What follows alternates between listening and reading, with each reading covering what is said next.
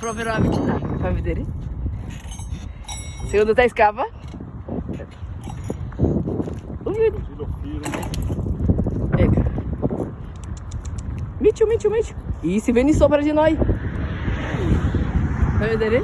Luca, Se esce la mamma? scappiamo. Io sono veloce. Io no. Ho appena fatto 5 ore a lavoro. Miccio, qua. Vieni. Guarda. Vieni. Miccio. Ehi. Oh, questa è bella, aspetta.